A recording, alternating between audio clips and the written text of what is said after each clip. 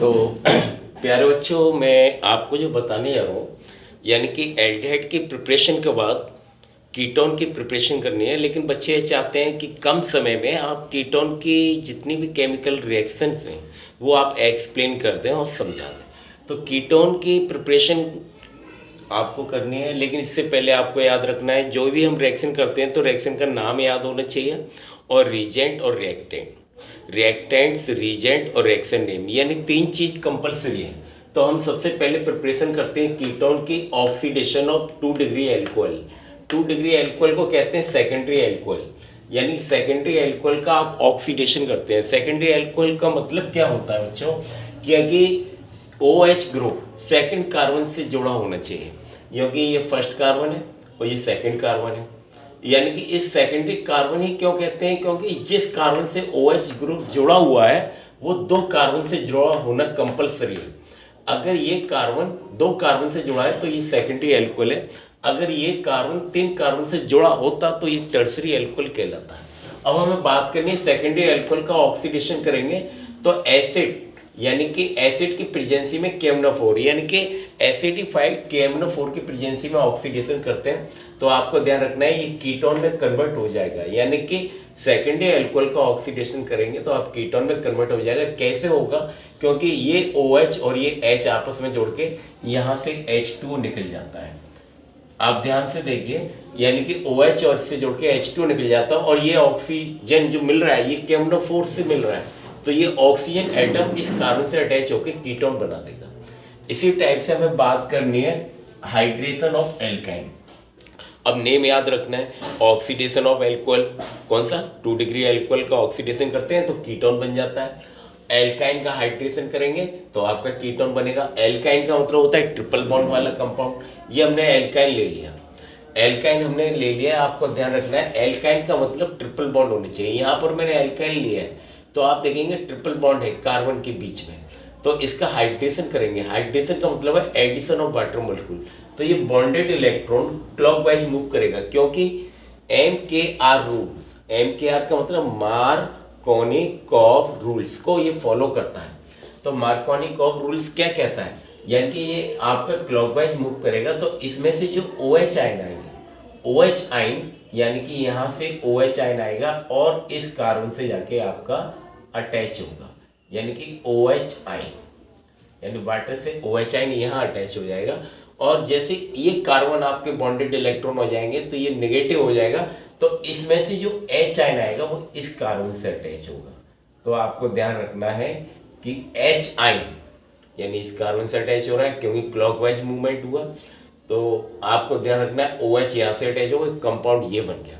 इसके बाद इसमें रीअरेंजमेंट होता है। रीअरेंजमेंट का मतलब क्या होता है, यानी फर्दर मूवमेंट, जो आपका पाई बॉन्ड है वो मूवमेंट करेगा यानी क्लॉकवाइज।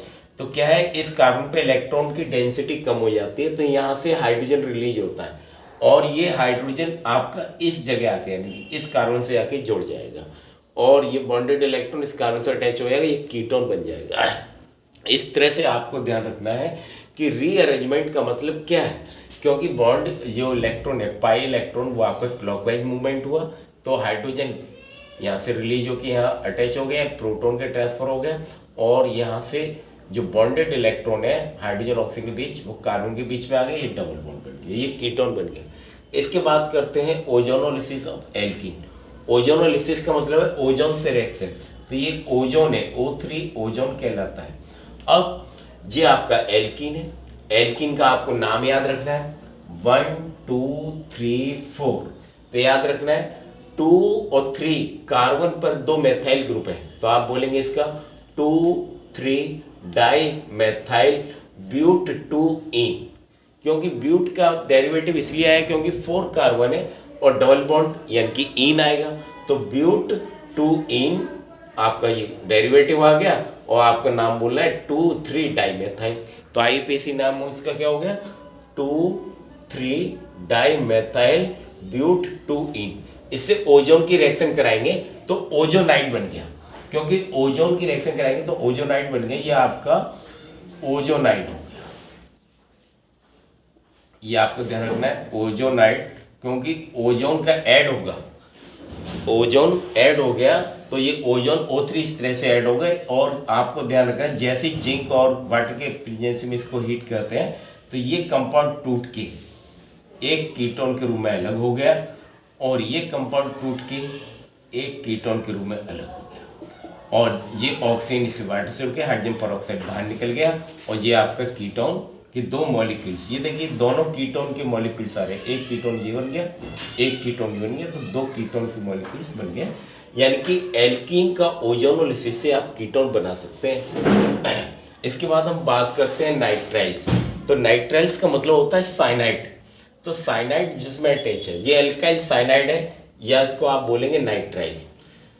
इसको हम ट्रीट करते हैं ग्रिग्नार्ड रीजेंट, ये GR है, GR का मतलब ग्रिग्नार्ड रीजेंट, RMgX।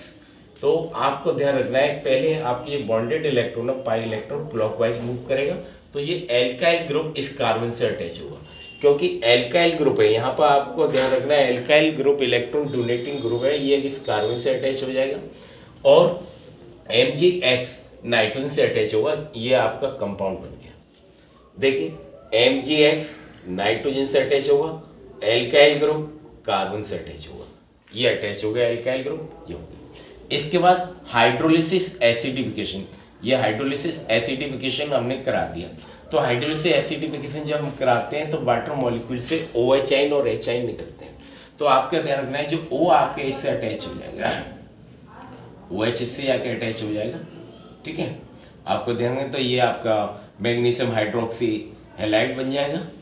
और इसके बाद आपको कंपाउंड को ध्यान रखना है कि ये कंडीशन जो आपकी बन के आएगी, तो यहाँ पर नाइट्रोजन रिप्लेसमेंट हो जाता है और ये कीटोन के रूप में ऑब्टेन हो जाएगा। यानी कि नाइट्रोजन की जगह आपको ध्यान रखना है ऑक्सीजन एटम अटैच, तो ये अटैच हो गया, तो ये आपका कीटोन बन गया। इसके बाद हम करते हैं एसिड क्लोराइड्स। एसिड क्लोराइड यानी कि रिएक्शन कराएंगे डाई एल्काइल कैडमियम से, डाई एल्काइल कैडमियम से हम रिएक्शन करा रहे हैं। आपको ध्यान रखना है एसिड क्लोराइड को जब डाई एल्काइल कैडमियम से ट्रीट कर देते हैं तो आपका कीटोन ऑब्टेन होता है। ये डाई एल्काइल कैडमियम है। अब इसमें सिंपल तरीका है, ये कैडमियम क्लोरीन से रिएक्ट करके कैडमियम क्लोराइड बन जाएगा, और ये डाई एल्काइल है, ये डाई एल्काइल इससे जाके अटैच हो जाएंगे, ठीक है, और ये कीटोन के दो मॉलिक्यूल्स ऑब्टेन हो जाएंगे। आपको ध्यान रखना है कीटोन को दो मॉलिक्यूल बनाने हैं तो एसाइड क्लोराइड की रिएक्शन डाई एल्काइल कैडमियम से कर दीजिए। R की जगह आप लिख सकते हैं मिथाइल भी हो सकता है, आपको ध्यान रखना है मिथाइल हो सकता है, इथाइल हो सकता है, आप बना सकते हैं। तो ये आपका R एल्काइल ग्रुप है।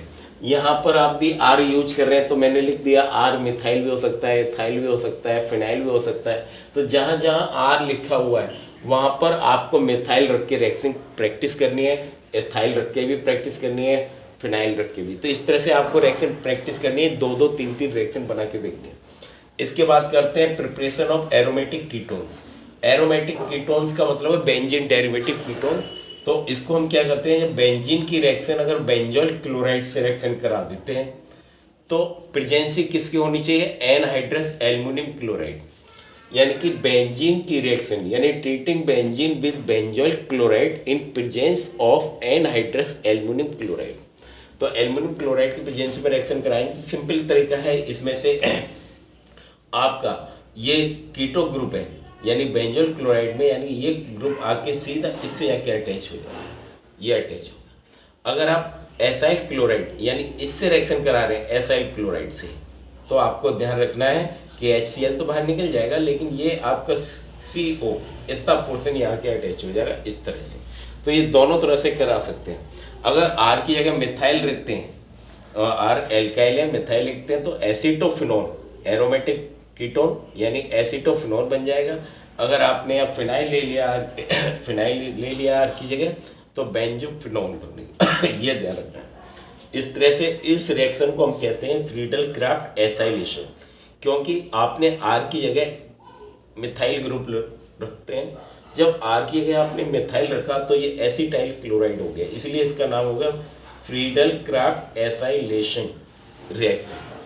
बेटा इस तरह से आप इसको प्रैक्टिस करेंगे, लेकिन ध्यान रखना है जहाँ पर मैंने R दे रखा है वहाँ पर मिथाइल, इथाइल, फिनाइल रख के प्रैक्टिस करेंगे। लेकिन आपको नेम और रीजेंट्स याद रखना है। रिएक्टेंट्स आप याद रखेंगे, मैकेनिज्म बहुत सरल है। इस तरह से आप प्रैक्टिस करके देखिए। ओके।